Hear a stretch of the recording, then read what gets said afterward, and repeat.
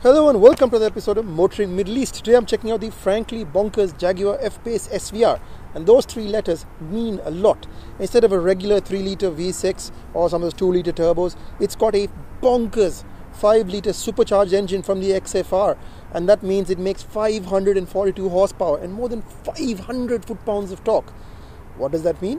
It means that this crossover can do 0 to 100 in under or thereabouts 4 seconds, which is bonkers. Why does it exist? Well, it's here to fight rivals like the X4, the X6M, or all the fancy new ones. Stelvio Quadrifoglio. Basically, I don't care about any of them because I like Jags, and this one is pretty cool. It is very expensive.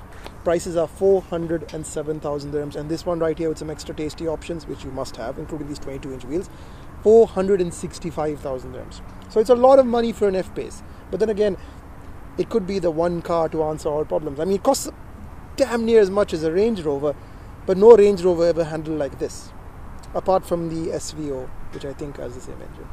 I could be wrong.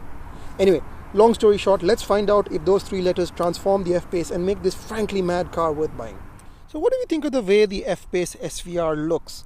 I'll tell you something, for a car that costs pretty darn close to 500,000 dirhams, I expected it to look a lot more aggressive. I mean, where are the meaty wheel arch extensions that come out and cover this fairly steroid-infused body?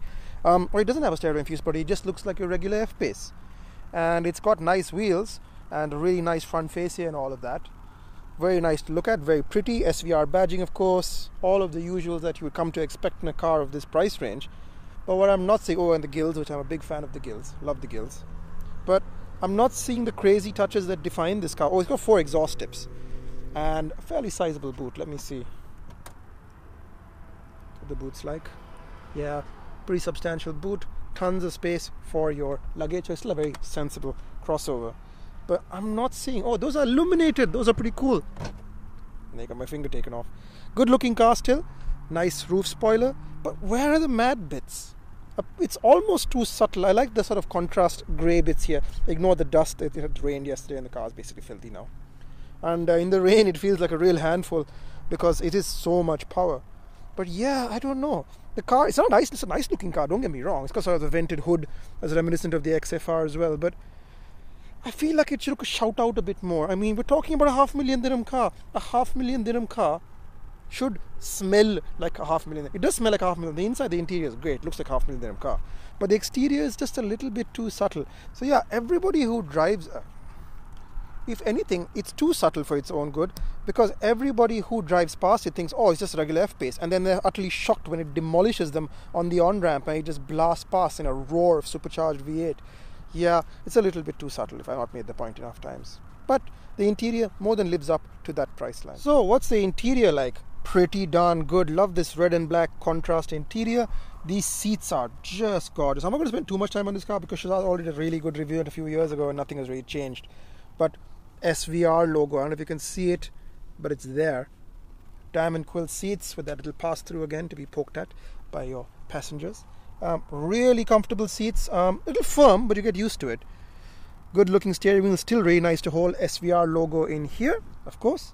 And you've got that command shift gearbox, which denotes that this is not a normal F-Pace. A normal F-Pace has like a swivel dial down here, but this has the same one as the Range Rover Sport. So quite a nice little detail. Interior, what else can we say? I like the new dashboard. It's the older in-control system, so it's not too much of a pain to live with. Put the power on. Really fancy. Makes a lovely roar. In-control is getting a lot better, so it's a lot easier to use. The last Range Rover I drove was terrible, but this is much better. HVAC system. I should point out the HVAC system is absolutely incredible in this car. In fact, this is one of the coldest ACs I've ever tested. You still got a big, flat, black expanse of plastic in front of the passenger with some contrast. You can live it up. It's a bit dull here, but then again, it's a pretty nice place to be. The cabin is great for 4 people. I think 5 might be a bit of a stretch down here, the 5th seat. It's not really modeled for 4 seats. But yeah, it's a nice place to be. I mean, you've got a Jag with a great AC. That's a lot to ask for, and you've got it. This is still a bit confusing Jag. I'm not crazy about it. It's meant to be configured, whatnot, but I don't like it. It's just too many buttons and too many screens that I've got to page through. It's like being an Android system. Like basic functions that I want to get to. Who is Bob? Who is Bob? Who the hell is Bob? I think he's somebody who looks at Land Rover. Go away, music that I can't pay for. Yeah. Oh, and you've got heated and cooled seats, and you've even got, hold on. You've got something which I really love. Nano! What is Nano? It's, I think, some sort of cabin ionization that basically means that it's looks after you and cleans up the air. Right, enough faffing about with Nano. You all know what this car is like to drive. Let's answer that question, shall we?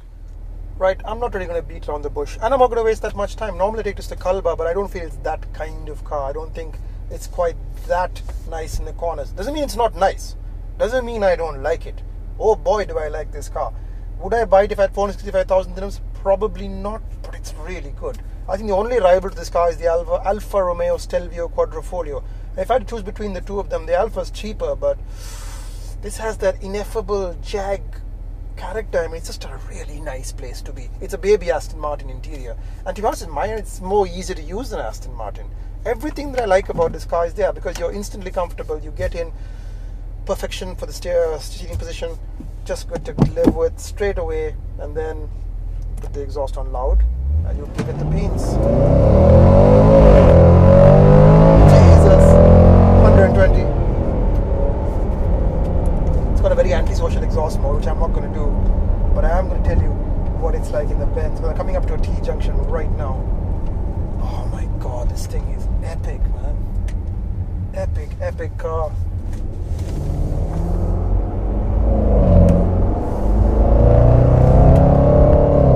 No Alfa does that. The Alfa's really good, sounds amazing, but it doesn't sound like this thing. It doesn't sound like this at all. Alright, let me flip a U-turn and see if I can find my way out of here. In the corners, this car has great steering. It's not electric, it's not mechanical, I'm not sure what it is, but it's really nice steering. It just feels great in your hands. The only thing that comes close is the Alfa, and the Alfa steering is better. I mean, the two of them are again the natural rivals. I don't think any of the BMWs or Mercedes, none of them are in the same hunt at all. But this car is just the way it feels, the way the chassis feels in your hand. It's so nice. I like the way this car feels. It just feels light but brutish, if that makes any sense at all. It feels like, I'm gonna go through, there's some sort of thing happening here. Somebody's taking pictures in their Bentley. Far be it from me to interrupt them taking pictures in their Bentley. They seem like lovely people. They also seem frightfully young. Let's head out. Yeah, this car is just so nice in your arms. Paddles. Good. This is how paddles should be. This is how paddles should be. I can't think of too many cars that just put a grin on your face, but this car does. It just puts a grin on your face. There's nothing else I can say about it. Is it the best SUV? No. It doesn't even feel that fast, to be honest. It's 542 horsepower, but it doesn't feel like 540 horsepower. It feels like 500. It doesn't feel that fast. But I just can't explain it. You just feel nice driving it. You feel like a gentleman who's also a bit of a rascal, a bit of a rogue. Which is, I know, the classic Clarksonian thing. I know. Never pays for dinner, etc. Blah, blah, blah. But it doesn't matter. There's something about Jags. And yes, you can say they're not reliable. Yes, you can say all of that. This one doesn't even go off-road. I mean, there's desert all around me. But in no way in hell would I take this thing off-road. The tires are like rubber bands. Weird fact. It's got wider wheels at the front than it does at the back. But the wheels at the back are taller. Utterly bizarre.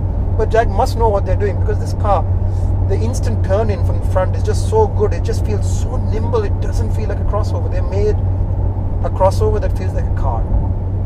Would it replace my favorite Jag, which is the XFR? Probably not. The XFR is still utterly magic. Probably the best Jag they make.